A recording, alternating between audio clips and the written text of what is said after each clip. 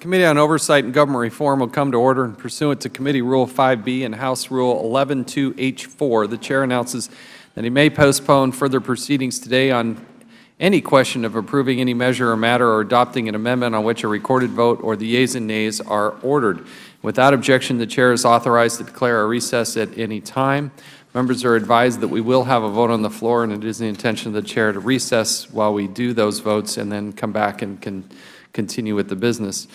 Our first item for consideration is House Resolution 5233, the clarifying congressional intent in providing for D.C. Home Rule Act of 2016.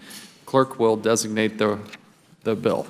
H.R. 5233 to repeal the Local Budget Autonomy Amendment Act of 2012 to amend the District of Columbia Home Rule Act to clarify the respective roles of the district government and Congress in the local budget process of the district government and for other purposes. Thank you. I ask unanimous consent that the bill be considered as read and open for amendment at any point. Without objection, so ordered. Now recognize the sponsor of the bill, the gentleman from North Carolina, Mr. Meadows, who's also the chairman of our subcommittee on operations within the Oversight and Government Reform Committee. But we'll now recognize him for 5 minutes to explain the legislation. Thank you, Mr. Chairman. I would first like to state that I continue to believe that the Local Budget Autonomy Act is null and void, and I agree with the former D.C.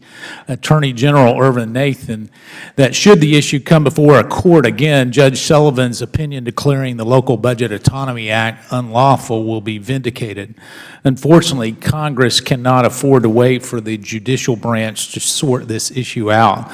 Congress has the authority to settle this issue once and for all through the exercise of its legislative powers, and given the potential real-world ramifications that may result from the implementation of the Local Budget Autonomy Act, which experts have testified may range from fiscal chaos for the district to administrative and possibly criminal penalties for district government employees, we must act now. Last week I had the opportunity to chair a hearing on the Home Rule Act of 1973 and to answer a crucial question. What powers did Congress intend to delegate to the District of Columbia when it passed the Home Rule Act? At that hearing, we heard from individuals on both sides of this debate, supporters and opponents of the Local Budget Autonomy Act's legality. I think most will agree that it's hard to draw any conclusion from that hearing other than the fact that Congress never intended to delegate to the district budget autonomy for the congressional appropriations process.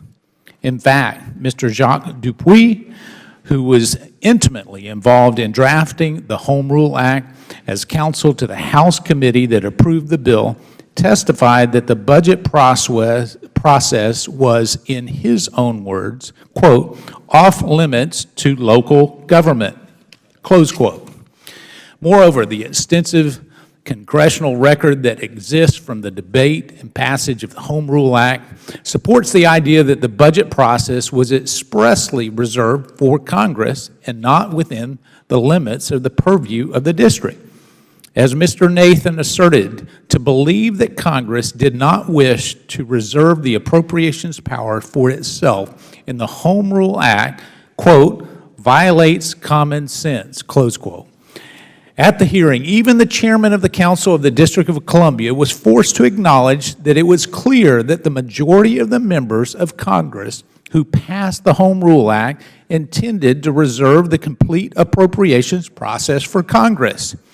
To suggest that any city council's action, whether in the district or any other city in the country, can unilaterally overturn the intent of Congress would set a bad precedent. Regardless of the precedent, however, such action by a local government is a blatant violation of the Supremacy Clause and therefore unconstitutional. Again, I would wish to reiterate that if it were prudent to wait for the courts, I believe the courts would ultimately find that the Local Budget Autonomy Act unlawful. However, such a delay is not prudent. If the district moves forward with spending funds absent congressional appropriations under the Local Budget Autonomy Act, they will be inviting potential negative consequences by violating the Anti-Deficiency Act. The penalties that result from a violation impact not only the mayor and city council, but employees of the district government, And that is why I put forth this legislation. H.R. 5233 will strengthen the clear congressional intent of the Home Rule drafters in 1973, reserving for Congress the appropriations powers as it relates to the district budget. This bill will also remove the risk that different district government employees created by the Local Budget Autonomy Act, and I urge my colleagues to support this bill and help protect district government employees and preserve the Congress's plenary legislative authority in the intent provided in Home Rule. With that, I'll yield back, Mr. Chairman. I thank the gentleman. Now recognize the ranking member, Mr. Cummings, for 5 minutes. Thank you very much, Mr. Chairman. Mr. Chairman, I strongly oppose this bill, which would repeal the district's Local Budget Autonomy Act and prohibit D.C. from passing such laws in the future. I want to express my disappointment that some members have threatened jail for D.C. employees who implement the Autonomy Act. The threat is backward. In fact, district officials may face jail for not implementing the Autonomy Act. The only court ruling in effect on this law upheld it and ordered all district employees to implement it. The committee has also taken a regrettable turn in its approach to D.C. Home Rule. The last 4 chairmen, including Republicans Tom Davis and Darrell Issa, tried to give the district more Home Rule, including budget autonomy, not less. In this Congress, the committee has passed legislation to overturn a district law that prohibits employers from discriminating against employees for their reproductive health decisions. The majority also launched an investigation of the district's marijuana legalization initiative and threatened the mayor with jail for implementing it. We hear a lot of rhetoric from the majority in support of devolving authority to local governments. Yet this bill tramples on a local government and the will of the local citizens expressed in a referendum. This bill is not only unprincipled, it is bad policy. Even as this bill was being drafted, the majority's own hearing witnesses were calling for D.C. budget autonomy. Mr. Chairman, if the committee insists on marking up this bill, I hope at the next markup we consider a bill to give D.C. budget autonomy. And with that, I yield the rest of my time to the distinguished lady from the District of Columbia, Ms. Norton. I thank the ranking member for yielding and particularly for his remarks. Mr. Chairman, this is the most significant abuse of congressional authority since the passage of the Home Rule Act in 1973. Anyone who wants to opine on what the Home Rule Act meant at that time, and we've heard some indication, needs to know that the Senate of the United States actually gave the District of Columbia budget autonomy. So what emerged was a compromise, and one would have to look very closely at legislative interpretation and to get into that back and forth. Let's put to rest right again this newest threat under the Anti-Deficiency Act. The District of Columbia has been mandated by court order to proceed by the Superior Court of the District of Columbia, and it is important to note that the Federal Court on Appeal yielded to, sent this matter back to our local court. That court didn't simply stop saying what it believed it, by court order, mandated the District of Columbia to proceed to implement the Budget Autonomy Act of 2013. There are 3 reasons why we shouldn't be holding this hearing.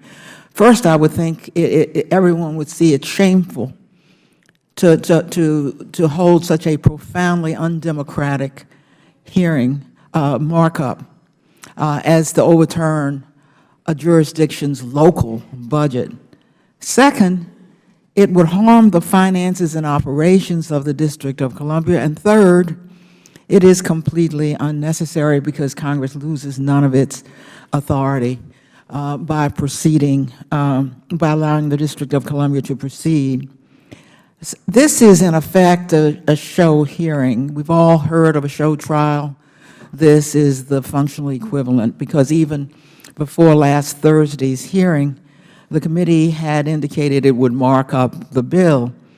That's before they'd heard a word as to whether it was legal, constitutional, or the rest.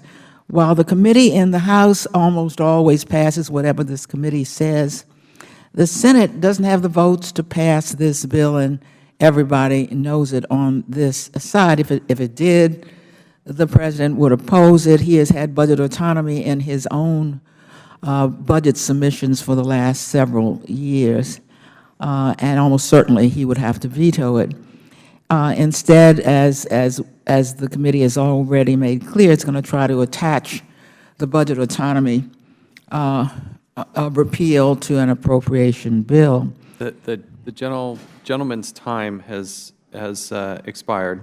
We do have a vote on the floor, so. Now, just a moment, that was the gentleman's time.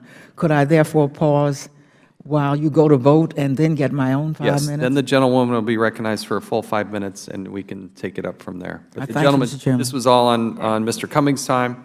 Can she conduct the hearing while we're going? I'll go ahead and put this in my pocket while we go. We'll be right back. We will stand in recess. We have 4 votes on the floor. We will be here no sooner than 2:40, and even that is optimistic. The committee stands in recess until at least 2:40 or when we conclude That was votes. brilliant. Good try, though.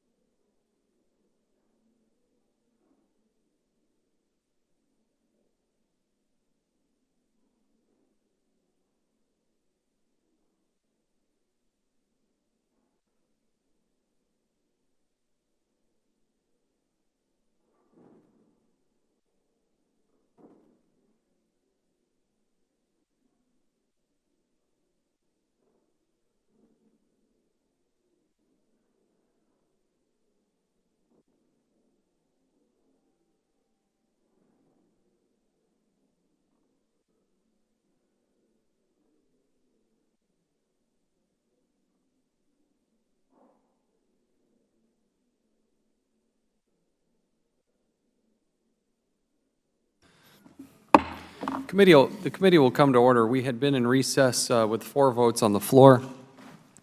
It is the intention of the chair to bring up this bill. Any recorded votes may be rolled till after the next bill as well. And then we should have voting as we continue on with the markup. There are several things that still need to be addressed in this markup, and we do have votes later tonight. So with that, coming back, I believe we had left it. We were going to recognize the gentlewoman from the District of Columbia for her 5 minutes. Ms. Norton, you're now recognized.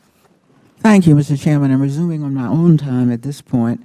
The budget autonomy law is the law of the land. It really is interesting to note that the Federal Court of Appeals had this matter before it and simply refused to take it up, but gave it not to any federal court, but sent it to our own local court, the Superior Court of the District of Columbia. Didn't say why, but I can't help but find significance in what is a very unusual remand. So that as we speak, the only court ruling in effect is the ruling that has upheld the Budget Autonomy Act of 2013 and ordered the District of Columbia government to implement it, its local officials. So I find it close to laughable that my Republican friends have threatened jail for D.C. officials who implement what the court told them to do. The second time that this Congress has tried to bully D.C. officials with the threat of jail. The first time, of course, was on the budget autonomy, the budget legalization initiative, where we found that the language, in fact, allowed the district to go forward. Today, I will indeed shortly offer an amendment to the bill to grant the district budget autonomy, and essentially challenging this committee to continue the work of the last 2 Republican chairs, Chairman Tom Davis and Chairman Darrell Issa, who I must say I appreciate put considerable energy into trying to get budget autonomy passed for the District of Columbia. This, of course, is a quintessential American principle, but it is more identified with my Republican colleagues, local control of local budgets. Quintessentially Republican, although bipartisan in every sense of the word, because from the very beginning, that's what it meant to be an American. Mr. Davis has noted, and I quote him, "The benefits of budget autonomy for the District of Columbia are numerous, real, and much needed. There is no drawback." The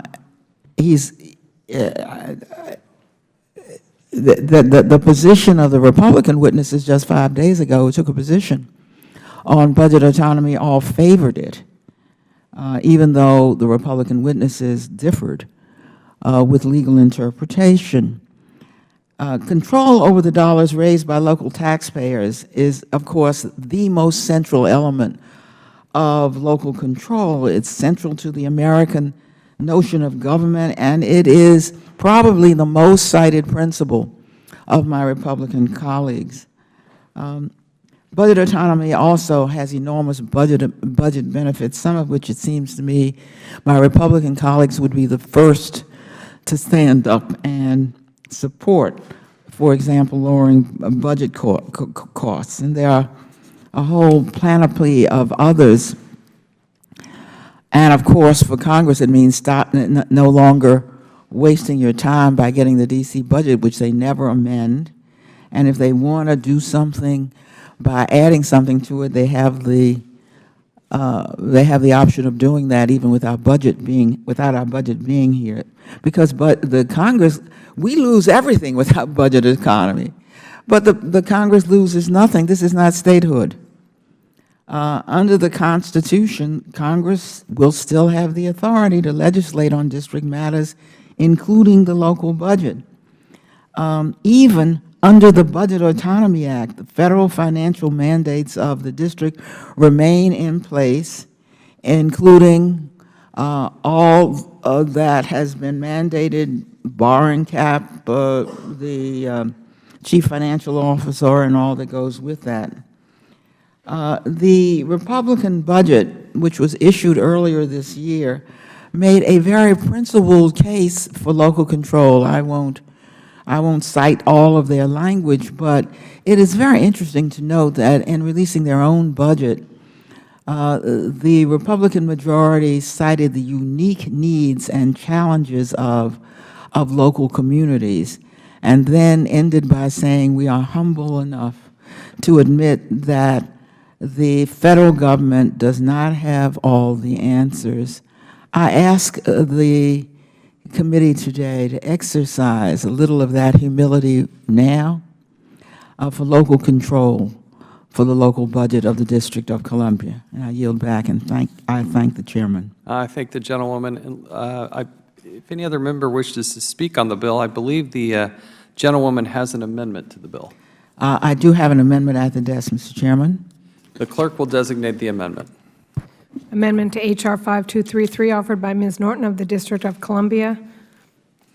Strike sections 2 and 3 and insert the following.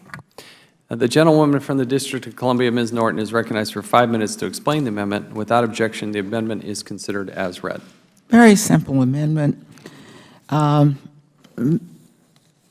It actually will put members on record as to whether or not they oppose the procedure that the District of Columbia used to arrive at budget autonomy, or whether they simply oppose local control of local budgets, in this case for the District of Columbia. Because my amendment makes the text of the local budget autonomy federal law, in keeping with what we understand to be Republican principles about local budgets and who ought to control them. In short, Congress would, under my amendment, grant the district budget autonomy. It puts the amendment on, puts the committee on record as agreeing with, for example, President George W. Bush, who supported budget autonomy, in tandem also with the Republican-controlled Senate, which in 2003 actually passed budget autonomy by unanimous consent. And it would put this committee in agreement with the committee's last two Republican chairmen, Tom Davis and Darrell Issa, of course, whom, as I indicated earlier, both sought budget autonomy. I think they did it as a matter of principle, but they also understood the benefits to the Congress and to the District of Columbia. The majority's own witnesses have acknowledged that budget autonomy is a policy they support, including improved financial operations. What would Congress give up? You would think if this is a matter of such urgency, Congress would lose something. In fact, they lose nothing under a mandated budget autonomy bill that is the subject of my amendment. The local portion of the D.C. budget would continue to be transmitted to Congress for a 30-day legislative layover period, just like all other D.C. legislation. During that period, Congress can use any number of expedited procedures to approve or disapprove the local budget, just as they can do right now. Now, the committee has shown a willingness, even recently, to use the disapproval resolutions on D.C. legislation. The chairman himself has introduced 2 disapproval resolutions. Just last year, the committee and the House approved a disapproval resolution on a D.C. bill. Beyond the disapproval process, Congress has the constitutional authority to pass any bill at any time for the district, including enacting, amending, or repealing the entire Home Rule Act itself or any portion of it. My Republican colleagues are fond of calling themselves constitutionalists. Well, in the Federalist paper 43, James Madison discussed the governance of the nation's capital in particular and said that, and here I am quoting Madison, a municipal legislature for local purposes derived from their own suffrage will, of course, be allowed to them is us, the District of Columbia, the people who reside in this city. Mr. Chairman, on my amendment, members will take a position on whether they support local control of local affairs, especially budgetary affairs, or whether they disagree with Madison and believe that the federal government knows best how to govern the municipal affairs of the almost 700,000 American citizens who live in your nation's capital. I thank you, Mr. Chairman, and I yield back. Thank the gentlewoman. Now recognize the gentleman from North Carolina, Mr. Meadows. Thank you, Mr. Chairman. I rise in opposition to the gentlewoman's amendment in that the very nature of the amendment is to undermine what Congress's intent was, and more specifically, the intent of our founding fathers. I find it curious that the gentlewoman from the District of Columbia would cite the Federalist 43 and specifically James Madison, because in reading his entire argument, he called for the complete authority of Congress over the seat of government, a, quote, indispensable necessity, close quote. And so to suggest that James Madison and our founding fathers had any other intent other than what has been clearly articulated not only in the arguments in the hearing, but today would not be representative of the entire argument. That being said, I think it's very important that we note that in 1973, when the Home Rule Act was indeed enacted into law, there were several compromises, and the gentlewoman wants to talk about what the Senate has done and what other bodies have done, but ultimately, for it to be enacted into law, there had to be a compromise. That compromise was to keep the complete appropriations authority over the district, and it's spelled out in the Home Rule law. To look at that and to interpret it any other way would be not only to ignore the congressional record, but it would also to ignore the fundamental way that we amend the Home Rule Act.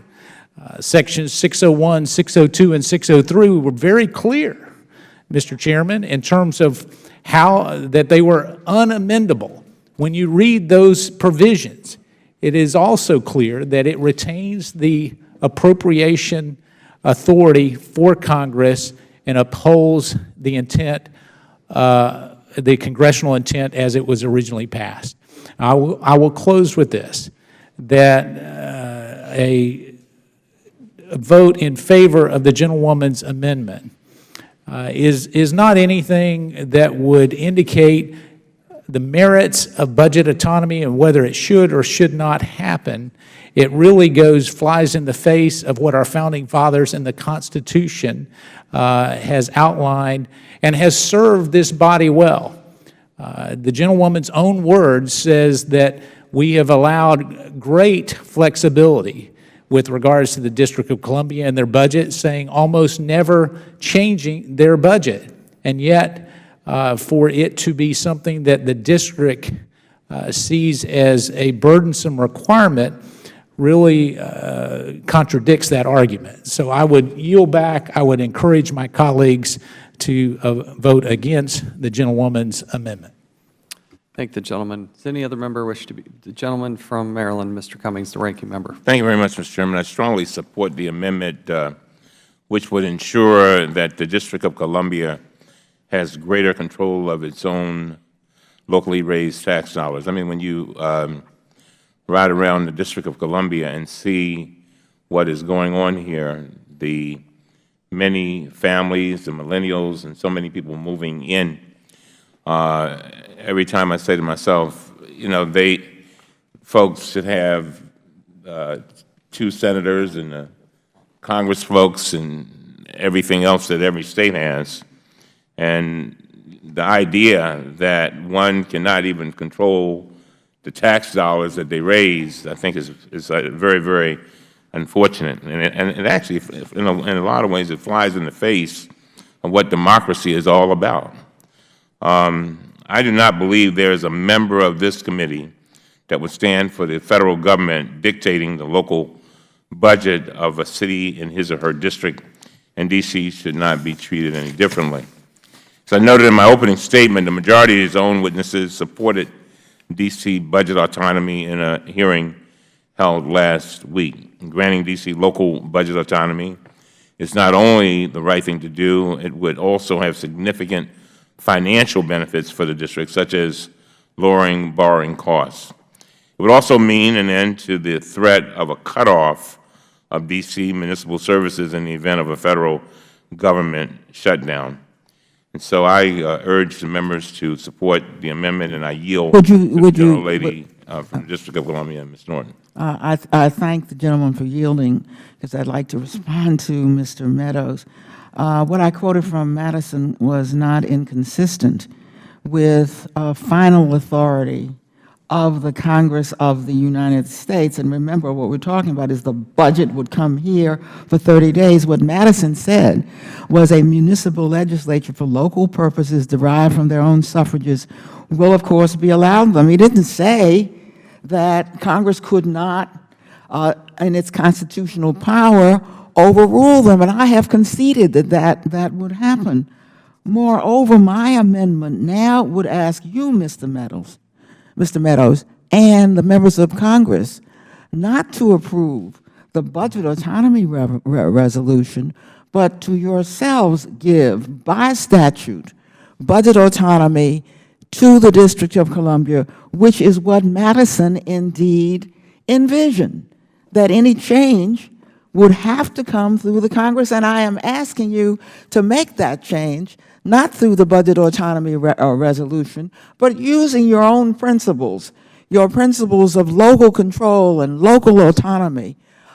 Use those principles on your own lights to approve a federal budget autonomy bill vote for the District of Columbia. Will the gentlewoman yield? Oh, will the gentleman yield? Yield. Thank you. Thank the gentleman for yielding. The gentlewoman knows sincerely that I have been willing to work with her on a number of issues as it relates to D.C. government, having had personal meetings with members of the City Council on this very issue. And you have my commitment to continue to work as long as it doesn't undermine the constitutional authority of this esteemed body. And in doing that, I reaffirm that commitment to work in a bipartisan way to not only support the constitutional authority of this body, but understanding some of the difficulties that the district may have, and I'll yield back. I thank the gentleman for yielding. Would the gentleman yield?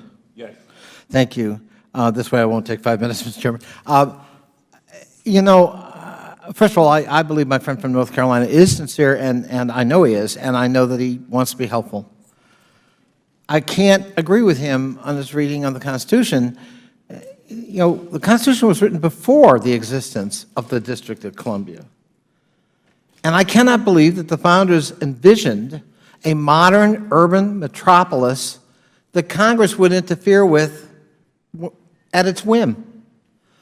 So yeah, we're all for self-determination and autonomy unless it involves marijuana, or unless it involves the wrong decision from one's philosophical point of view in terms of reproductive rights, or asserts budget autonomy, including with the district's own money in terms of revenues raised locally. The fact constitutionally we have the right doesn't mean we should exercise it in this fashion. It's intrusive, it's patronizing, It invokes a plantation mentality deeply resented by the people in this region. And as a member of Congress of this region, I can speak to that. My constituents in Virginia don't appreciate it. And it's just the wrong thing to do. I would respectfully suggest the folks in North Carolina would no more welcome this kind of congressional intrusion than do the people here in the District of Columbia, even though, yes, the Constitution allows it. And I wish our colleagues on both sides of the aisle could understand the frustration and the deep condescension members of District of Columbia feel from this body. It's not right, and it's time to free the District of Columbia. Thank you.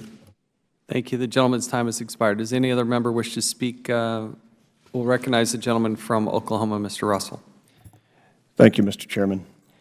And, I do know that there are sincere motivations behind this, but it's important to note that Federalist 43, Madison talks about the complete authority needing to be over the district for the federal government, and he speaks with the context of the mutiny in Pennsylvania 5 years before in 1783, where you had the Philadelphia legislature that was national in scope, that was subject to unrest, and it was not capable of defending itself.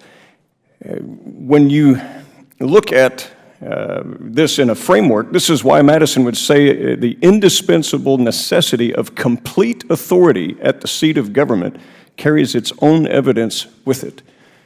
So it's fine to cite Federalist 43 and to try to make it look like we should have local control of the nation's capital, but it is the people's city.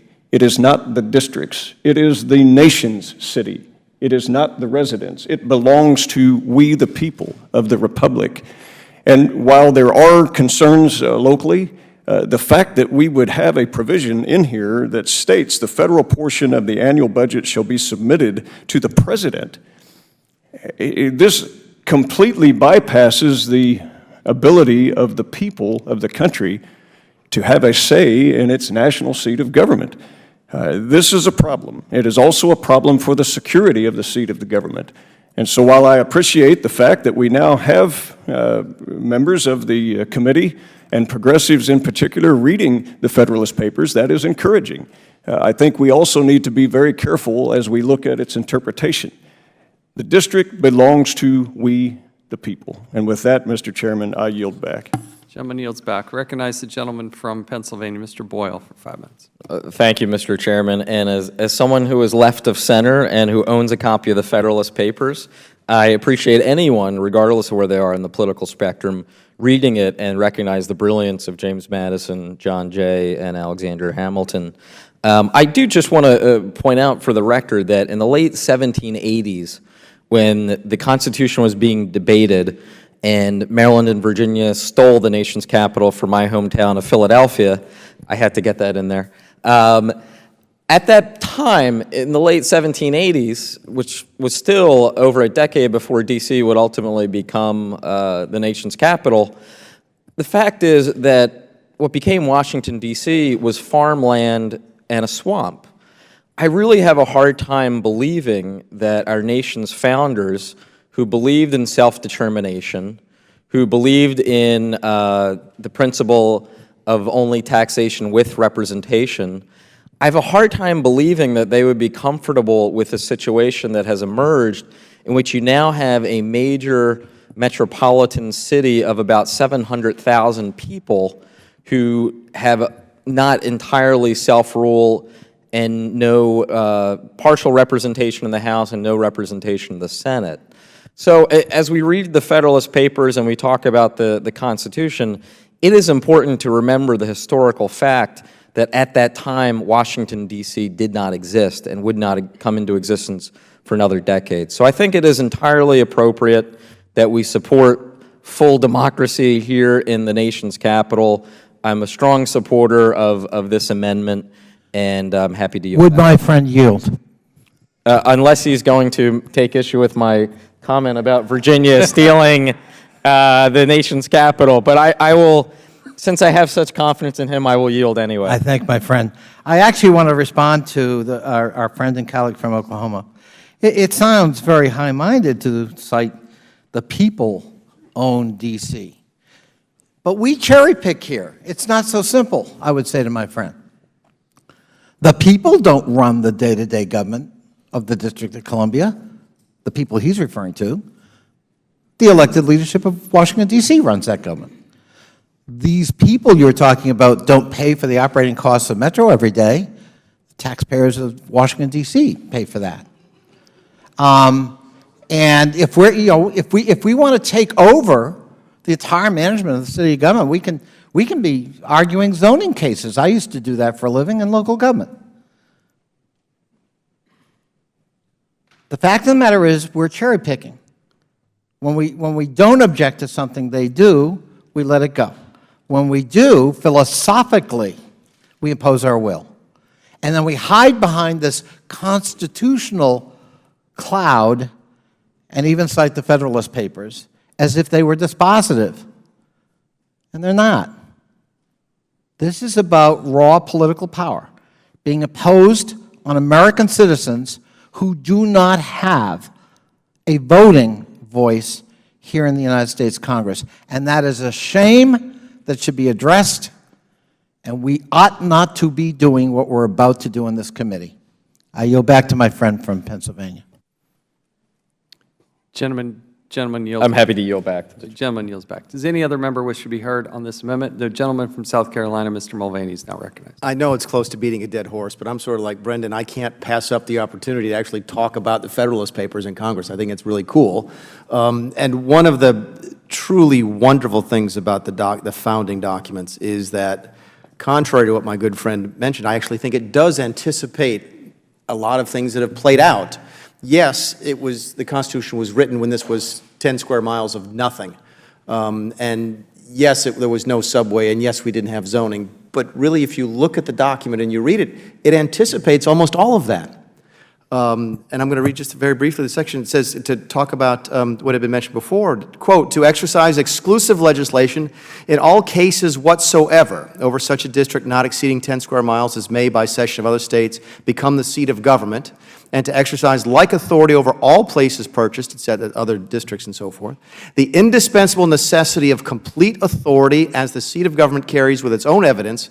It is a power exercised by every legislature, I might say of the world, by virtue of its general supremacy. Without it, not only the public authority might be insulted at its proceedings, interrupted with impunity, but a dependence of the members of the general government on the state comprehending the seat of government for protection of their duty. Okay? It goes on to say that the consideration has all the more weight as the gradual accumulation of public improvements at the stationary residence of the government. They actually anticipated a city growing up here. They knew this would happen. That is the gradual accumulation of public improvements. It's what they used to call this building and the canals. And all that. They knew this was going to happen. They said specifically because that was going to happen, it becomes even more important because if not, it's too great a public pledge to be left in the hands of a single state and would create obstacles to the removal of the government and thus make the government dependent on the state. It even goes on to talk about the people. Okay, about we the people. It says, state will no doubt provide a compact for the rights as the inhabitants will find sufficient inducements of interest to become willing parties to the cessation. So the people who are here would figure out that it would actually be in their interest to stay here as they will have had their voice in the election of the government, which is to exercise authority over them, which is over us. That the people who are here would say, you know what, yeah, I voted for Boyle, but I'm still moving to D.C. because I think it's a pretty good deal for me, since they participate in the overall process. It's really fascinating how they do this. The passage does go on to have the words that Ms. Norton mentioned, and certain local ideas can be subordinated to a local government. Zoning, part of it, absolute, but not entirely. I can assure you, we want to build another one of these buildings someplace, we're taking the zoning authority back. And right now, we do let the city council do that, but if we want something for the federal government, darn it, we're going to tell them where to put it. And you're going to vote for it. because that's just the way the federal district has always been run. So I very much appreciate the delegate from Washington, D.C. I recognize she's doing what her people want her to do, and I get that. But I happen to agree with my good friend from, obviously not so good a friend because I've never met her state. Is it Nebraska or Oklahoma? Yeah, they all look the same to those of us from the original 13 colonies. All the square states look the same. Square states. The square states. That it is the people's city, and that the people of South Carolina have almost as much vested here as the people who live here. So with that, I yield back. Thank you, Mr. Chairman. Thank the gentleman. Is any other member wish to speak? Gentlewoman from Michigan is now recognized for 5 minutes. Ms. Lawrence.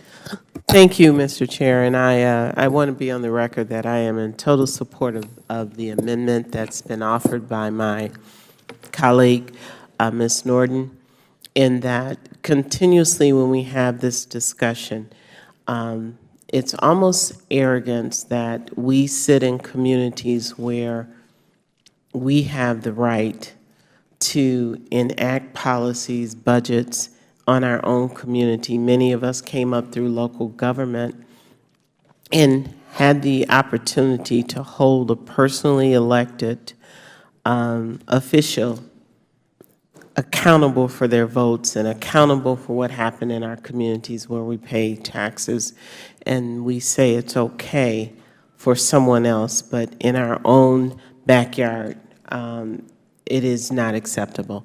And Mr. Chair, I would like to yield back my time to the gentlelady from Washington, D.C. I very much appreciate my good friend for yielding me some time. Look, the recitation we heard from my friend on the other side of the aisle about complete authority has never been refuted by me or anyone on this side of the aisle. You do have complete authority. We concede that. What we're asking is for you to delegate that authority to the District of Columbia, just as you have delegated home rule to the District of Columbia. So you contradict yourself. Because 40 years ago, you delegated your, quote, complete authority to the Council of the District of Columbia. We're only asking for you to do that. Hey, shall we bow down and say once again, you have complete authority. This is not statehood, my friend. I'm asking you by congressional act now to allow us to have authority over every penny, $7 billion of it, raised in the District of Columbia by the people of the District of Columbia. What would you think if indeed I wanted to have this body exercise, and I wonder if you raise as much money as we do on our own in the District of Columbia. I've long time, Mr. Russell, since I've heard anybody give as the rationale for the Congress's authority that the United States wasn't sure it could indeed defend itself if its capital, it wasn't sure what its capital was. That is in fact the case today, long repudiated by who is really in charge of the United States of America. Finally, let me say, in addition to, hey, everybody, we're asking you to give up none of your authority. We're only asking you by law to pass us a bill saying we can, in fact, pass our law, give you 30 days to look at it, and then go along and save ourselves money from borrowing and in other ways help our city. But let me say what I deeply appreciate. Calling the District of Columbia the nation's city. The federal enclave belongs to the nation, but my friend, the District of Columbia, and there's a reason why there's a difference between the words Nation of Columbia and District of Columbia. And let me assert here, whatever is your complete authority, you have no complete authority over me, sir, because I live in the District of Columbia. I yield back the balance of whatever time I've got. The gentlewoman from Michigan controls the time. He's asking for yield to a question. Yeah, if the gentlelady would yield for a question. I will yield for a question. And I thank the gentlelady from Michigan. And the gentlelady from the district, are you suggesting then that if the district should have its authority delegated so that it can have complete authority over the revenues that it raises federally, are you suggesting that my state in Oklahoma, that every federal dollar that is raised, that Oklahoma should also have the same jurisdiction? We're talking That we would only have about complete local control over those monies You in my have, home sir. state? All right, if this gentleman would yield. You have complete Gentlewoman authority. from Michigan controls the time. I yield to my colleague from D.C. You have complete control over every dime raised locally in Nebraska. I'm asking you to give the very same to me as an American citizen, fully equal to you, sir. Thank the gentlewoman. I yield back my turn. Gentlewoman yields back. Does any other member wish to speak on the amendment? Mr. Chairman? Yes. I just wish our colleague would clarify, is it Nebraska or Oklahoma? It's one of those square states. Aren't they- yes. aren't they all the Also same? known as a rectangle, yes. If none, the question is now on the amendment offered by the gentlewoman from the District of Columbia, Ms. Norton. Those in favor signify by saying aye. Aye. Those opposed, no. No. The opinion of the chair, the noes have it, the amendment is not agreed to. Roll call has been requested. As previously announced, further proceedings on the question will be postponed. Are there further amendments to the bill? As previously announced, further proceedings on H.R. 5233 will be postponed. It is the intention of the chair to go through this next bill, and at that time, we will pause briefly for a recess. We can give a time a little bit certain for members to then gather and have any roll call votes that may or may not have been called up until that point. But we are going to call up H.R. 5226. We are recognizing that other committees are in session. We also have a very active debate on the floor of the House where many of our members are participating. Nevertheless, our next item for consideration is H.R. 5226, the Regulatory Integrity Act of 2016, and the clerk will designate the bill. H.R. 5226 to amend Chapter 3 of Title V United States Code to require the publication of information relating to pending agency regulatory actions and for other purposes. I ask unanimous consent that the bill be considered as read and open for amendment at any point. Without objection, so ordered. I now recognize the sponsor of the bill, the gentleman from Michigan, Mr. Walberg, for 5 minutes to explain the legislation. Thank you, Mr. Chairman. My bipartisan legislation, H.R. 5226, the Regulatory Integrity Act, promotes transparency and accountability during the formal rulemaking process. It requires agencies to post in a central location all the public comments they issue during the proposed rule stage. The bill further prohibits agencies from actively soliciting support for what should be a neutral, open comment process, and requires agencies to tell the public whether they are considering alternatives or soliciting feedback during the proposed rule stage. Trust in government is among its all-time low, in part because of overreaching and unaccountable bureaucracies that too often push the boundaries of their authority. These same agencies issue thousands of new regulations and imposed billions of dollars in regulatory costs on the American people. Already in 2016, the administration has imposed $63 billion in new regulatory costs and proposed an additional $16 billion. Agencies are supposed to genuinely consider comments from the public and incorporate reasonable changes, but oftentimes they're just going through the motions. At worst, agencies may tilt the balance in their favor by actively campaigning for their original proposal. We saw this play out during the EPA's Waters of the U.S. rulemaking process.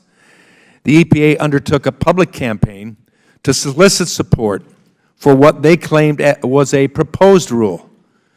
The agency used social media to undermine the purpose and spirit of the rulemaking process by condensing a complex, costly, and controversial proposed rule down to a misleading talking point.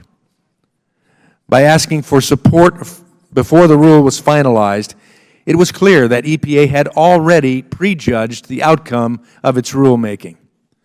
The Nonpartisan Government Accountability Office concluded the EPA overstepped and issued a report that said the agency undertook, and I quote, covert propaganda and, quote, grassroots lobbying during the process.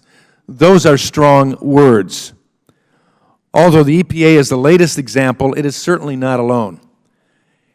In our last markup, the committee reported S-1109, which addressed problems with agencies overselling settlement agreements as prosecutorial successes by providing transparency into settlements and providing reasonable requirements to how the agency communicates about the settlement. H.R. 5226 builds on that bipartisan framework to address similar problems with agencies overselling proposed regulations at a time when they ought to be listening to the public with an open mind. The rulemaking process must be transparent and accountable to ensure that the final rule is effective and well-reasoned, but also that the public believes the process was legal and fair. The Regulatory Integrity Act is needed to ensure that all federal agencies adhere to the letter and the spirit of the law by remaining neutral arbiters during the rulemaking process. This bipartisan legislation is supported by several members of this committee, as well as by the American Farm Bureau, Michigan Farm Bureau, and the NFIB. I urge all my colleagues to support this good government bipartisan bill. And, Mr. Chairman, I yield back. I thank the gentleman. Now recognize the ranking member, Mr. Cummings, for his statement on the bill. Mr. Chairman, I agree that more transparency is needed in the regulatory process. That is not what this bill is really about, however, and I oppose it. The bill is aimed at what its sponsors believe agencies should not disclose. Specifically, this bill would prohibit federal agencies from making any public communications that would promote a pending regulatory action. It's hard to believe that an agency could say anything about a pending rule that would not be considered promoting the rule. I think we can all agree that agencies should only propose rules that they believe will be beneficial. An agency, therefore, should be able to communicate why such a rule is beneficial. For example, in 2014, the Department of Defense proposed a rule to protect service members and their families from predatory lending practices. DOD's press release on the rule highlighted the benefits of the rule, such as, and I quote, this proposed rule would better protect active duty service members and their families from excessive debt, end of quote. Under this bill, DOD could be blocked from providing that plain language explanation of the proposed rule. 2003, the Bush administration officials posed with a stack of papers, scissors and chainsaws to promote their efforts to, quote, cut red tape, unquote. This public support of deregulation would surely be celebrated by the sponsors of this bill, yet the images and statements from that press event would likely be barred under this legislation. The bill would also prohibit agencies from encouraging public support of an agency action.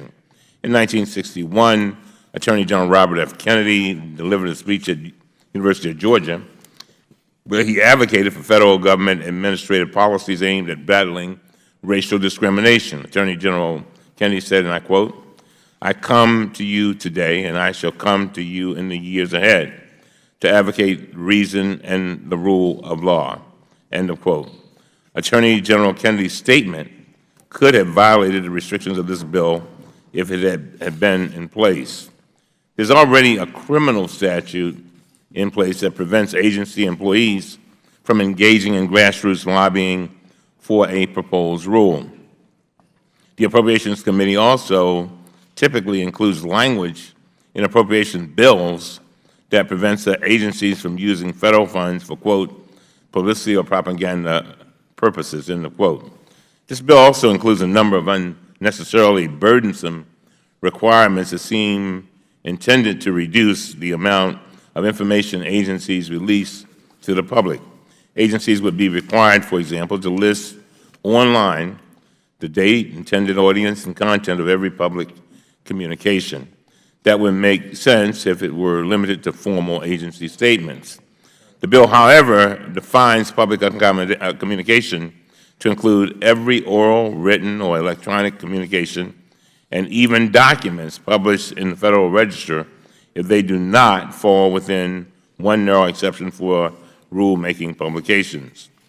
Amit Narang, a regulatory policy expert with the open government organization Public Citizen, told the committee staff that he is concerned that the bill, and I quote, would actually work against increased transparency.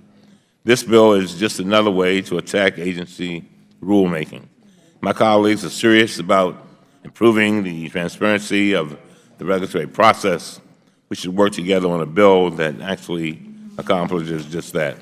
And with that, Mr. Chairman, I yield back. Thank you, gentlemen. Does any other member wish to speak on the bill? Does any, we're ready to start the amendment process if any members have an amendment to the bill. If none, the question is now on adoption and favorably reporting H.R. 5226 to the House of Representatives. All those in favor signify by saying aye. Aye. Those opposed, no. No. In the opinion of the Chair, the ayes have it, and the bill is ordered favorably reported. Roll call.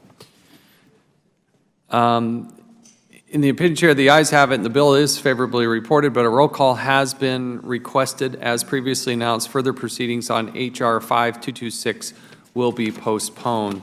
Members are informed that we are going to go into recess now until 4 o'clock. At 4 o'clock, we are going to have a vote on Ms. Norton's amendment.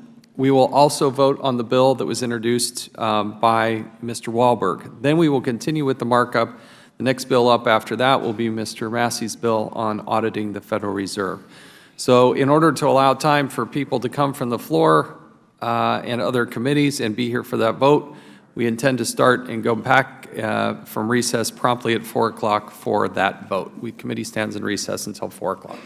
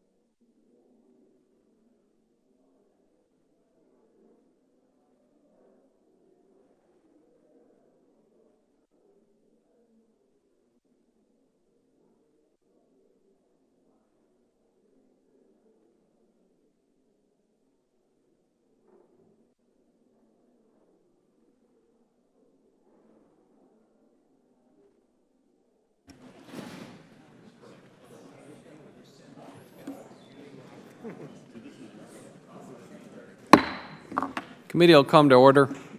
As we had previously announced, we're now going to deal with the amendment offered by Ms. Norton to H.R. 5233. So the question is now on the amendment to H.R. 5233 as previously postponed. The vote will occur on the Norton amendment to H.R. 5233, and the clerk will call the roll. Mr. Chaffetz? No. Mr. Chaffetz votes no. Mr. Micah? Mr. Turner? Mr. Turner votes no. Mr. Duncan? Mr. Jordan? Mr. Jordan votes no. Mr. Wahlberg? Mr. Amash? Mr. Amash votes no. Mr. Gosar? Mr. Desjardins? Mr. Desjardins votes no. Mr. Gowdy? Mr. Gowdy votes no. Mr. Farenthold? Mrs. Lummis? Mrs. Lummis votes no. Mr. Massey? Mr. Massey votes no. Mr. Meadows? Mr. Meadows votes no. Mr. DeSantis? Mr. Mulvaney? Mr. Mulvaney votes no. Mr. Buck? Mr. Buck votes no. Mr. Walker? Mr. Walker votes no. Mr. Blum? Mr. Blum votes no. Mr. Heiss? Mr. Russell? Mr. Russell votes no. Mr. Carter? Mr. Carter votes no. Mr. Grothman? Mr. Grothman votes no. Mr. Hurd? Mr. Hurd votes no. Mr. Palmer? Mr. Cummings? Mr. Cummings votes yes. Mrs. Maloney? Ms. Norton? Aye. Ms. Norton votes yes. Mr. Clay? Mr. Clay votes yes. Mr. Lynch? Mr. Cooper? Mr. Connolly? Mr. Cartwright? Ms. Duckworth? Ms. Duckworth votes yes. Ms. Kelly? Ms. Lawrence? Yes. Ms. Lawrence votes yes. Mr. Liu? Mrs. Watson-Coleman? Yes. Ms. Watson-Coleman votes yes. Ms. Plaskett? Mr. Desaulniers? Yes. Mr. Desaulniers votes yes. Mr. Boyle? Yes. Mr. Boyle votes yes. Mr. Welch? Yes. Mr. Welch votes yes. Ms. Lujan Grisham? Yes. Ms. Lujan Grisham votes yes. You are not recorded, Mr. Connolly. How is Mr. Mr. Connolly votes yes. Mr. Micah? Mr. Micah of Florida? Mr. Micah is not recorded. I'm a no. Mr. Micah votes no. Mr. Duncan of Tennessee? Mr. Duncan is not recorded. Mr. Duncan votes no. Mr. DeSantis of Florida? Mr. DeSantis is not recorded. Mr. DeSantis votes no. Mr. Wahlberg of Michigan? Mr. Wahlberg votes no. Mr. Cartwright of Pennsylvania? Mr. Cartwright votes yes. Have all members been recorded? The clerk will report the tally.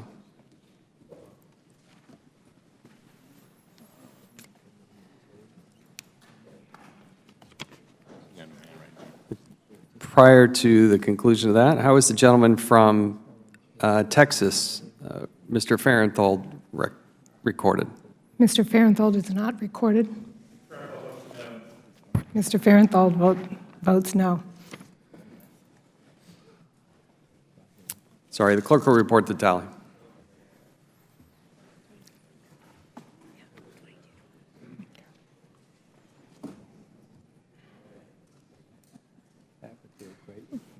On this vote, there are 12 yeas and 22 nays.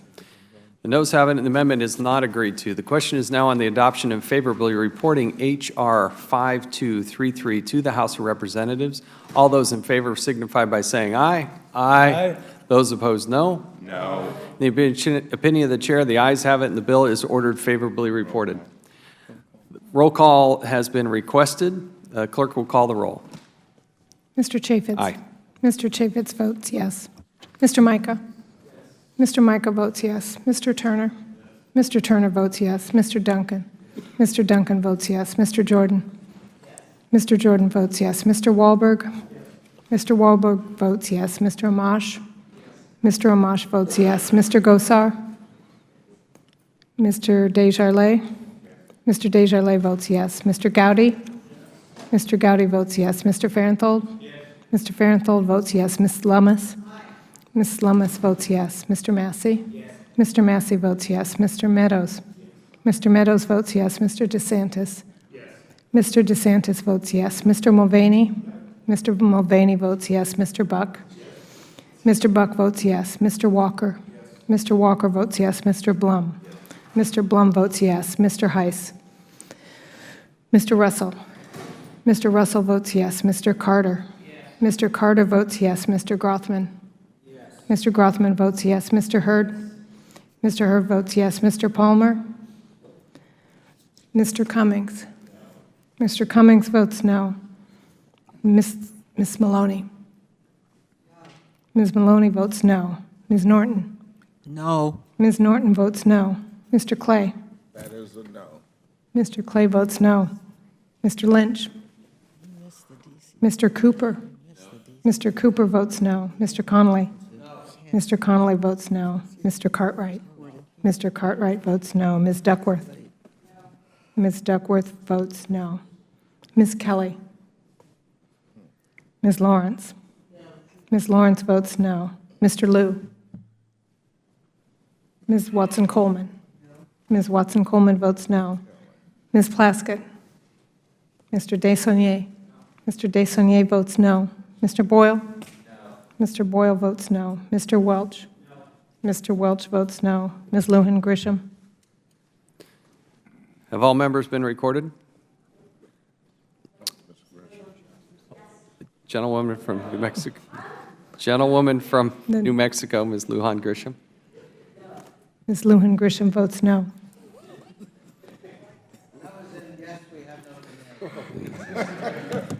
Clerk will report the tally.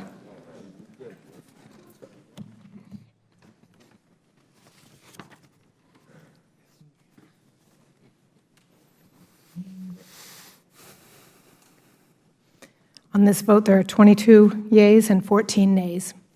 The ayes have it, and the bill is ordered favorably reported. Without objection, the motion to reconsider it is laid on the table. The question is now on the vote on H.R. 5226, previously postponed. The vote will occur on adopting and favorably reporting H.R. 5226 to the House of Representatives.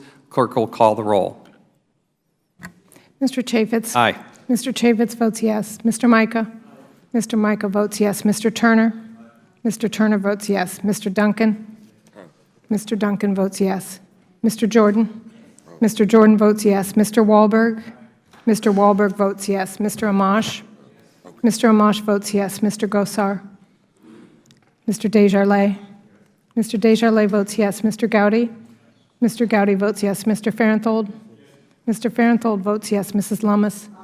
Mrs. Lummis votes yes. Mr. Massey? Mr. Massey votes yes. Mr. Meadows? Mr. Meadows votes yes. Mr. DeSantis? Mr. DeSantis votes yes. Mr. Mulvaney? Mr. Mulvaney votes yes. Mr. Buck? Mr. Buck votes yes. Mr. Walker? Mr. Walker votes yes. Mr. Blum? Mr. Blum votes yes. Mr. Heiss? Mr. Russell? Mr. Russell votes yes. Mr. Carter? Mr. Carter votes yes. Mr. Grothman? Mr. Grothman votes yes. Mr. Hurd? Mr. Hurd votes yes. Mr. Palmer? Mr. Cummings? Mr. Cummings votes no. Ms. Maloney? Ms. Maloney votes no. Ms. Norton? No. Ms. Norton votes no. Mr. Clay? Mr. Clay votes no. Mr. Lynch? Mr. Cooper? Mr. Cooper votes no. Mr. Connolly? Mr. Connolly votes no. Mr. Cartwright? No. Mr. Cartwright votes no. Ms. Duckworth? No. Ms. Duckworth votes no. Ms. Kelly? Ms. Lawrence? Ms. Lawrence votes no. Mr. Liu? Ms. Watson-Coleman? Ms. Watson-Coleman votes no. Ms. Plaskett? Mr. Desaulniers? Mr. Desaulniers votes no. Mr. Boyle? No. Mr. Boyle votes no. Mr. Welch? No. Mr. Welch votes no. Ms. Lujan Grisham? No. Ms. Lujan Grisham votes no.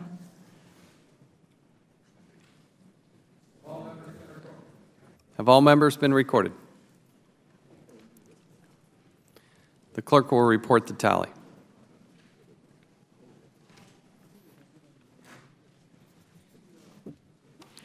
On this vote, there are 22 yeas and 14 nays. The ayes have it, and the bill is ordered favorably reported. Without objection, the motion to reconsider is laid on the table. Our next item for consideration is H.R. 24, the Federal Reserve Transparency Act of 2015. The clerk will designate the bill.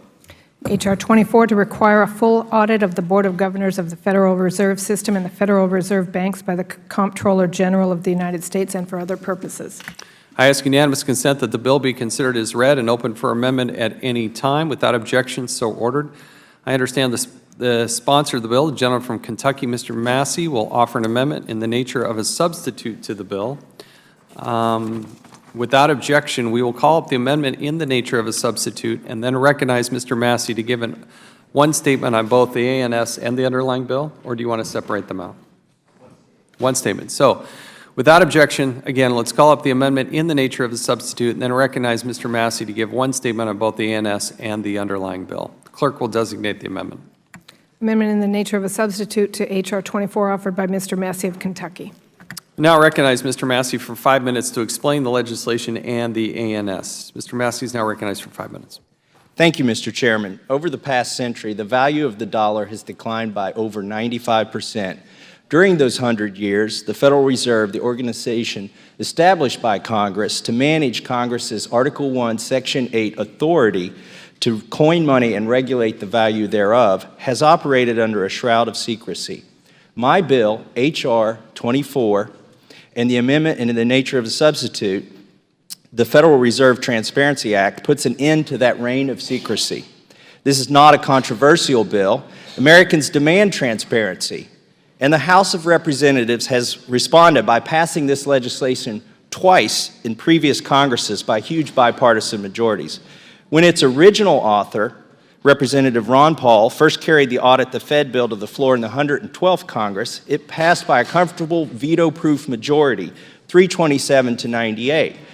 When Representative Paul Brown brought this bill to the floor in the 113th Congress, it passed by an even larger majority, 333 to 92. In fact, among members of this very committee who were here in those Congresses, all Republicans and over half the Democrats voted for this bill on the floor.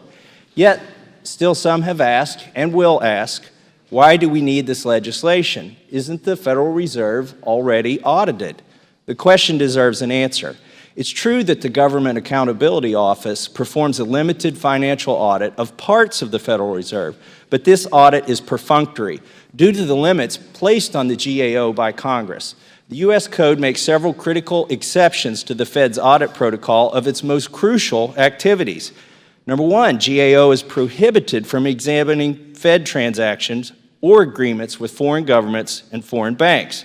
Number two, GAO is prohibited from examining all Fed actions on monetary policy matters. Number three, GAO is prohibited from auditing transactions made at the discretion of the Federal Open Market Committee. And four, GAO cannot examine any discussion or communication among or between anyone who works at the Fed about any of the activities in the first three areas. When these restrictions were originally added in the 1970s, GAO themselves testified that they, quote, could not see how they could satisfactorily audit the Federal Reserve System without the authority to examine the largest single category of financial transactions and assets that it has, unquote. So you see, even though a cursory audit is done, a programmatic audit needs to be completed in order for Congress to understand what the Fed does and why the Fed does it. Without a complete audit, Congress can't provide oversight of an entity that it created. Let me say that again. Congress created the Federal Reserve. Congress and Congress alone has the constitutional responsibility to coin money and regulate the value thereof.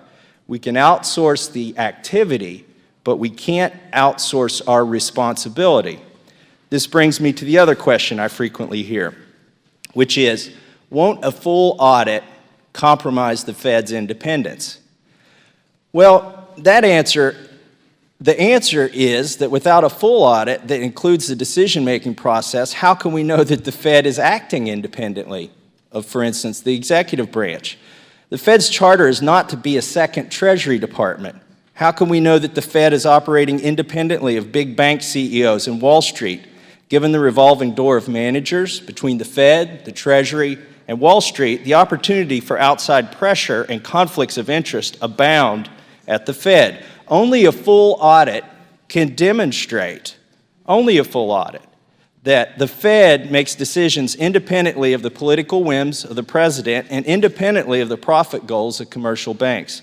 An organization entrusted with daily decisions that affect the value of Americans' paychecks and the value of their retirement savings, an organization whose mission has morphed into facilitating the bailout of foreign banks.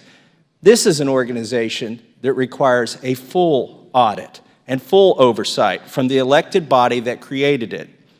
I thank the gentleman from Vermont, Mr. Welch, for co-sponsoring this legislation 3 Congresses in a row.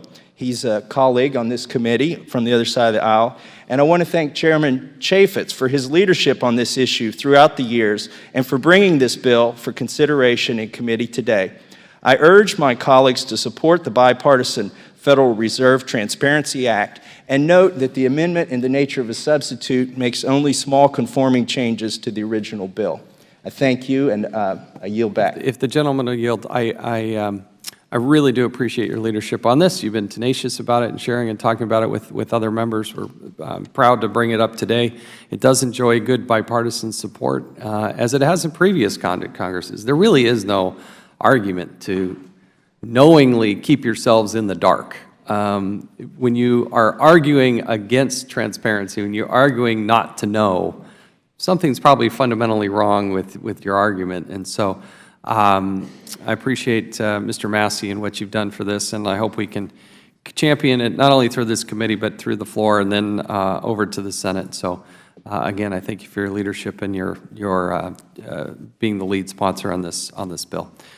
Yield back, and I assume the gentleman yields back. Well, just let me agree with the chairman that the argument that some people make that if we actually knew what the Fed was doing, the Fed couldn't do it, is an argument that we need to know what the Fed is doing. Exactly. And I yield back to the chairman. Thank you. Thank you. Now recognize the ranking member, Mr. Cummings, for his statement on the bill. Thank you very much. Today is the third time our committee has reviewed this legislation to require, quote, full audit of the Board of Governors of the Federal Reserve System and the Federal Reserve Banks by the Comptroller General. As I said in last Congress, I support transparency that aims to make sure that the Federal Reserve is working to carry out the economic goals of the American people. I'm still concerned that this bill would make far-reaching and unprecedented changes to the very nature of the Federal Reserve by limiting the independence that has been the cornerstone of that institution. In my opinion, this legislation is unnecessary. In 1978, the Federal Banking Agency Audit Act opened up the Federal Reserve System to audit, and regular audits have been conducted since then. Then, more recently, the Dodd-Frank Act again significantly expanded the GAO's ability to audit the Fed activities. For example, Dodd-Frank subjected the Federal Reserve's open market transactions and discount window operations to audit. The bill we are considering today would remove certain remaining audit restrictions, such as the prohibition on auditing monetary policy deliberations. Subjecting these deliberations to audit could influence how they are conducted and potentially even the policies that are chosen, degrading the true independence of the Federal Reserve. Without these protections, some could seek to inappropriately influence the Federal Reserve's deliberations in specific directions by the types and subjects of audits they request. I believe that the Federal Reserve's operation should be subject to thorough review. However, I do not support the actions that would inappropriately impede the independence of the Federal Reserve to implement monetary policies and or its ability to support its congressionally established mandates. And with that, I yield back. I thank the gentleman. Does any other member wish to speak on the amendment in the nature of a substitute? Does any member wish to offer an amendment to the amendment in the nature of a substitute? If not, the question is now on the amendment in the nature of the substitute offered by the gentleman from Kentucky, Mr. Massey. All those in favor signify by saying aye. Aye. Those opposed, no. No. In the opinion of the Chair, the ayes have it. The amendment is agreed to. The question is now on adoption and favorably reporting H.R. 24 as amended to the House of Representatives. All those in favor signify by saying aye. Aye. Those opposed, no. No. In the opinion of the Chair, the ayes have it. The bill is ordered favorably reported. Without objection, the motion to reconsider is laid on the table. Our next item for consideration is H.R. 5199, the Construction Consensus Procurement Improvement Act of 2016. The clerk will designate the bill. H.R. 5199 to amend Title 41 United States Code to improve the manner in which federal contracts for construction and design services are awarded and to prohibit the use of reverse auctions for design and construction services procurements. I ask unanimous consent that the bill be considered as read and open for amendment at any point. Without objection, so ordered. Now recognize the sponsor of the bill, the gentleman from North Carolina, Mr. Meadows, for 5 minutes to explain the legislation. Thank you, Mr. Chairman, and thank you for allowing me the opportunity to explain H.R. 5199. This bill really encourages competition and reduces the participation costs in the federal design and construction contracts. Current law authorizes the use of a design-build construction contracting process, which can involve a one- or two-step bid and proposal process. The one-step process requires that all parties respond with full proposals up front, meaning that participants must undertake a costly and time-intensive process. Some estimates that the architectural firms and teams competing for the public sector design-build contracts can spend a median of $260,000 making the detailed plans and models, which is a significant outlay for small businesses that make less than $1 million annually. In the one-step process, the government must evaluate numerous complex proposals, and smaller companies, design firms in particular, face the dilemma of either betting it all in on the contract that may not win or declining to compete at all. As an alternative, my bill will encourage the use of a two-step process where the potential offerors initially submit information regarding their experience and past performance, and then the government selects down to just a few of the most qualified offerers who then submit detailed price and technical proposals. The two-step design-build process ensures that the most qualified are selected for Phase 2, and those firms that make it to Phase 2 will have a greater incentive to submit a competitive proposal because they have a greater chance of winning the award. The largest federal government engineering and construction entity, the U.S. Army Corps of Engineers, limits the use of one-step selection procedures for design-build as a matter of policy because it's so expensive for industry to prepare the full technical and price proposals. But other parts of the federal government have not adopted this approach.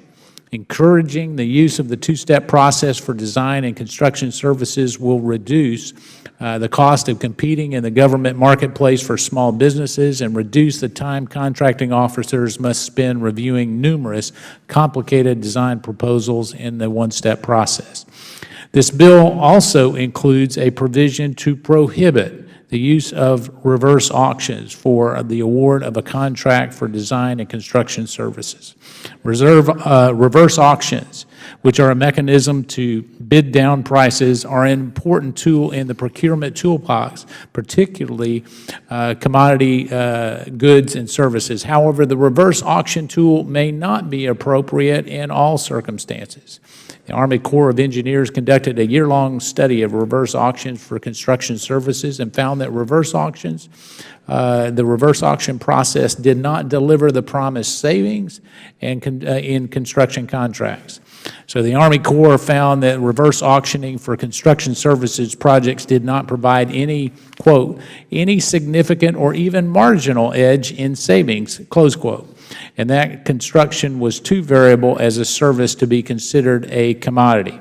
The construction industry has argued reverse auctions are not effective in guaranteeing the lowest reasonable price or a thorough evaluation of value and may encourage less than responsible bidding.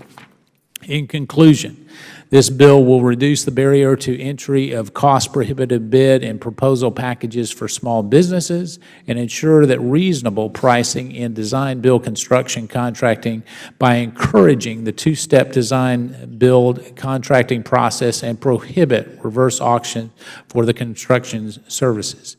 This committee approved a similar bill in the 113th Congress, and in addition to this bill, there is a very similar bill, H.R. 1666, introduced last year on this topic by Mr. Graves, which I know several of the members of this committee support.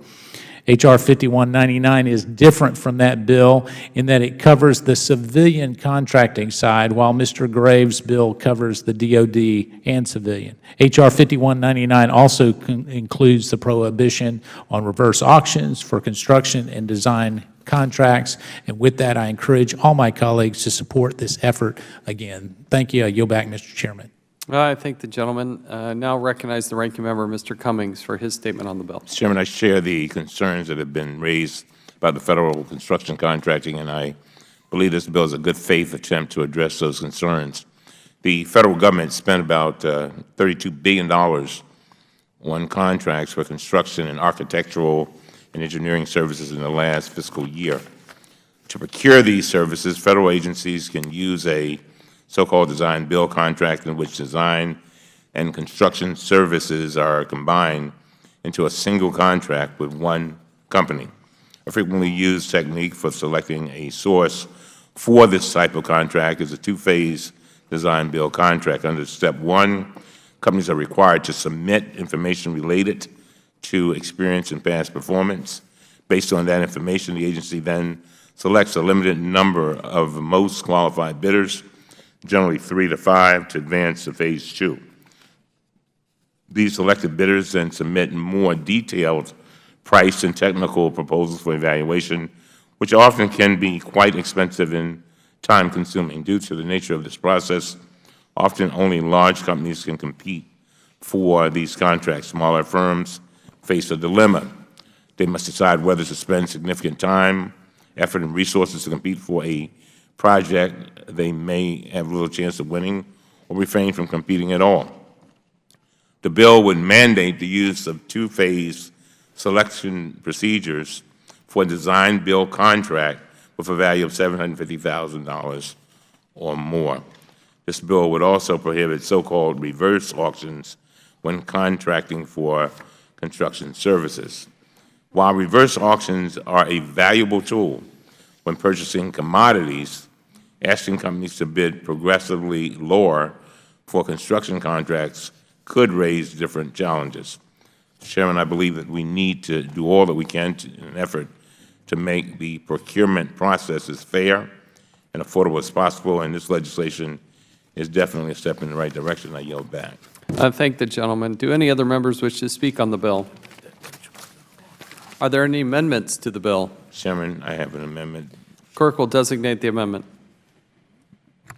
Amendment to H.R. 5199, offered by Mr. Cummings of Maryland. In Section 3, in the matter proposed to be inserted by subsection A1, strike $750,000 each place it appears and insert $3 million.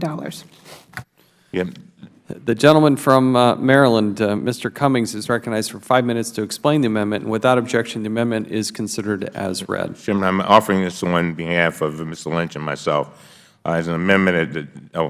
I support the ranking member Lynch's amendment, which would increase the threshold for mandatory use of two-phase selection procedures for design-build contracts to 3 million. This amendment would strengthen the bill to ensure that the use of the two-phase process is not mandated when its use is not truly warranted. In fact, the $750,000 contract is often one that would require only a one-phase selection process. But without this amendment, the bill would mandate a two-phase process that could be a waste of agency resources. I urge members to support the amendment, and with that, I yield back. Gentleman yields back. Now recognize the gentleman from North Carolina, Mr. Meadows. Thank you, Mr. Chairman. I just want to thank the gentleman from Maryland, Mr. Cummings, for this amendment offered on behalf of himself and Mr. Lynch, and raising this threshold from $750,000 to $3 million is actually a welcomed amendment. This threshold obviously will allow us to not only still ensure that lower cost entry for small businesses is recognized, and finally, I understand that there's a coalition of some 15 construction industry, trade, and professional organizations that support this bill and the amendment. And so with that, I would encourage all my colleagues to support the Cummings-Lynch amendment, and I yield back. Gentleman yields back. Does any other member wish to be heard on the amendment? I would like to simply comment that I appreciate the work of Mr. Lynch and Mr. Cummings in working with Mr. Meadows. This is a good amendment, and look forward to supporting it. And I yield back. Any other member wish to speak on the amendment? If none, the question is now on the amendment offered by the gentleman from Massachusetts, or by the gentleman from Maryland, Mr. Cummings. All those in favor signify by saying aye. Aye. Aye. Those opposed, no. In the opinion of the chair, the ayes have it, and the amendment is agreed to. Are there further amendments to the bill? If none, the question is now on the adoption and favorably reporting H.R. 5199 as amended to the House of Representatives. All those in favor signify by saying aye. Aye. Those opposed, no. In the opinion of the chair, the ayes have it, and the bill is ordered favorably reported. Without objection, a motion to reconsider is laid on the table. Our next item for consideration is Senate Bill 1550, the Program Management Improvement Accountability Act, and the clerk will designate the bill. S. 1550, to amend Title 31 United States Code to establish entities tasked with improving program and project management in certain federal agencies and for other purposes. I ask unanimous consent that the bill be considered as read and open for amendment at any point. Parliamentary inquiry. Yes. Mr. Chairman, could I ask, why are we marking up the Senate bill and not the House bill?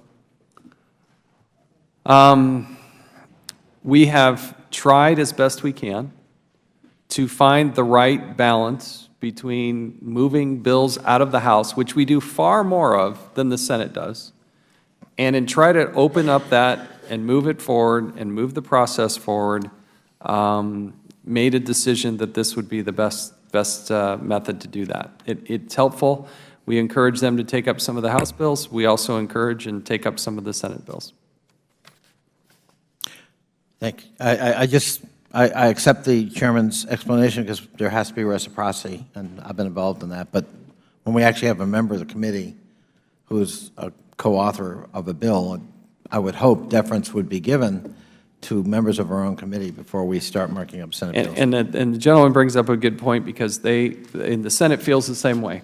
And what I've tried to do as best I can, and it's very subjective, is to try to find that balance where we take up some of the Senate bills and hopefully they take up some of our House bills.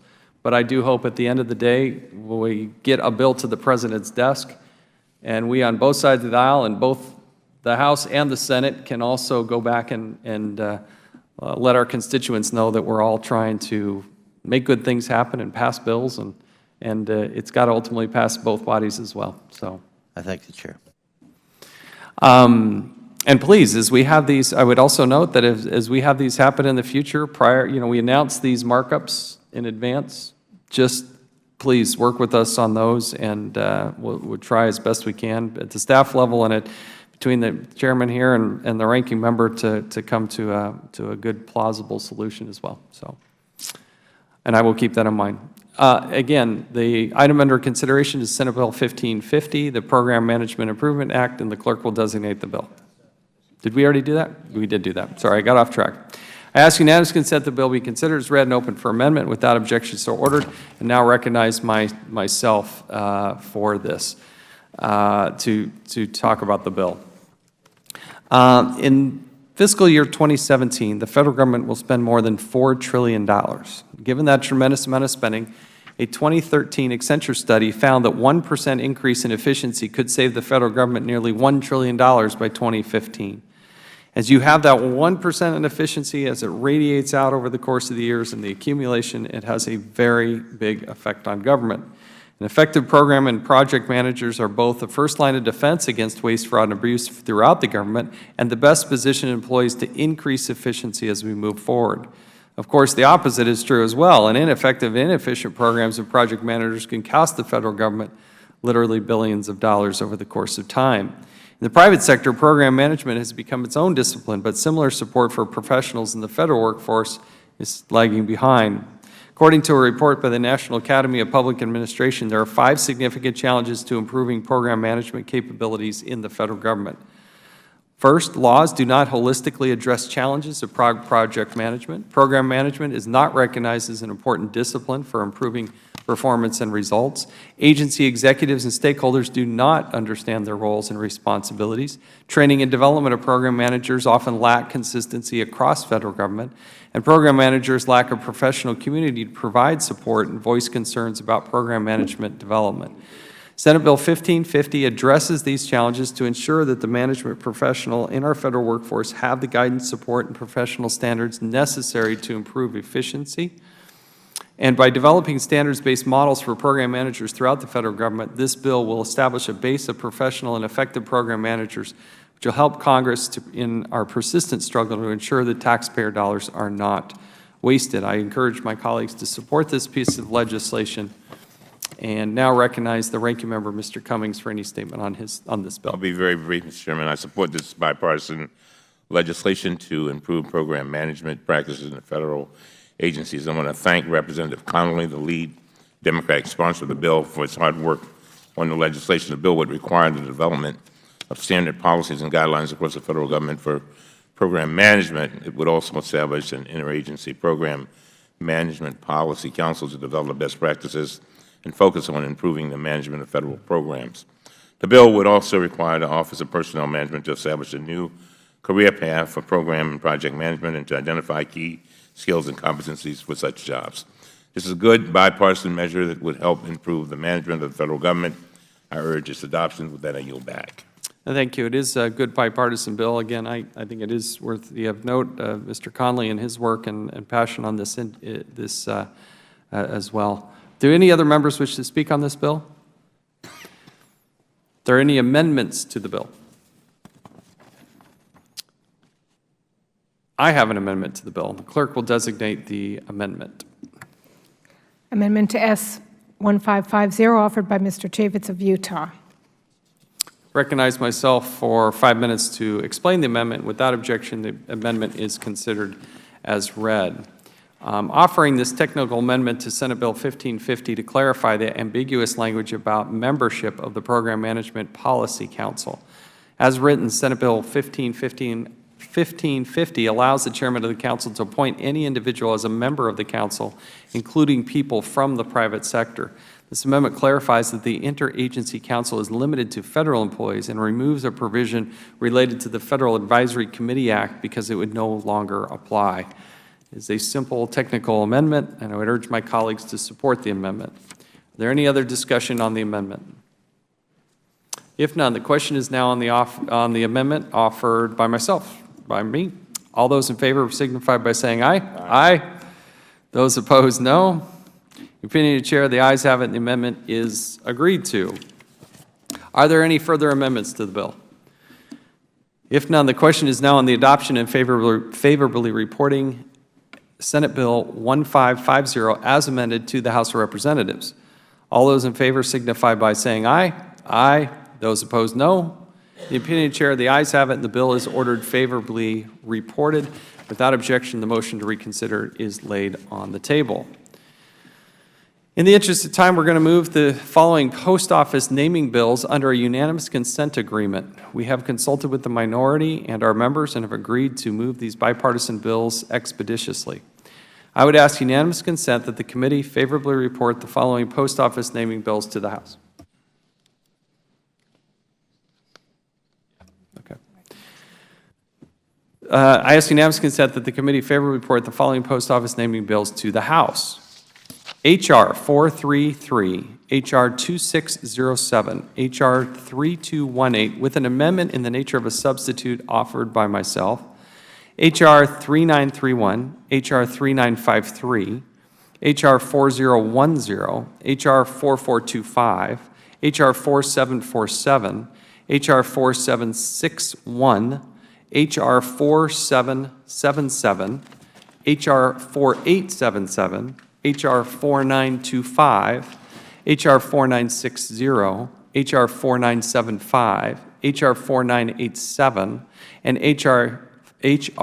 5028, with an amendment in the nature of the substitute offered by the gentlewoman from Michigan, Ms. Lawrence. Does any member wish to speak on any of these bills? Ms. Lawrence is now recognized for 5 minutes. Thank you, Mr. Chair. It is a pleasure for me to participate in the naming of a post office, recognizing how we can take individuals who made significant changes in their community, to our country, to honor their service. It is with great honor that I recommend the naming of a Jefferson Station to be the Mary E. McCoy. Ms. McCoy rose from slavery, became an organizer, a leader of the advancement of women. She was the wife of what many people call the real McCoy, Elijah McCoy. She was from the city of Detroit. She was very active in starting the Detroit Phyllis Wheatley Home for Aged Colored Women and served on the home vice president under her leadership. She purchased a home where 40 women reside. And I just want, as we take this to the floor and make the recommendations, for people to understand when you drive by postal facilities and see names on them, it's out of a lot of research and out of respect for individuals and way to honor individuals in our community. Thank you so much. I yield back. Thank the gentlewoman. Does any other member wish to speak on any of these bills?